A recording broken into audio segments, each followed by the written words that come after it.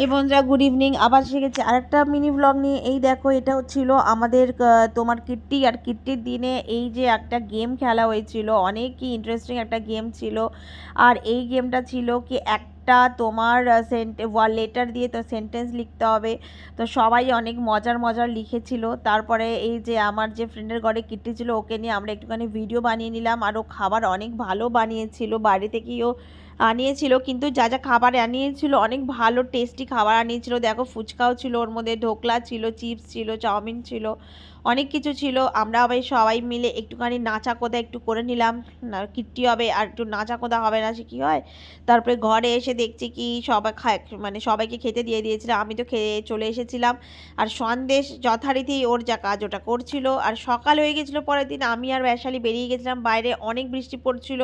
আর এখানে না পেয়ারা গাছে, সব পেয়ারা গাছে পেয়ারা এসে গেছে। তো আমরা ওই পেয়ারা গাছ থেকে পেয়ারা পারলাম, তারপরে সব গাছকে দেখলাম, এত সুন্দর লাগছিল, খুব ভালো লাগছিল। বর্ষাকালের যা ওয়েদার হচ্ছে জানোই কত সুন্দর লাগে।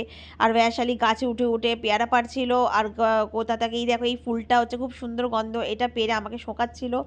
আর আমি ওইটার একটা ছোট্ট মতো ভিডিও নিয়ে নিয়েছিলাম। আর যা পেয়ারা পেরেছিলাম ওর মধ্যে ভীষণ মিষ্টি ছিল পেয়ারা, ওটা একটু খেয়েও নিলাম।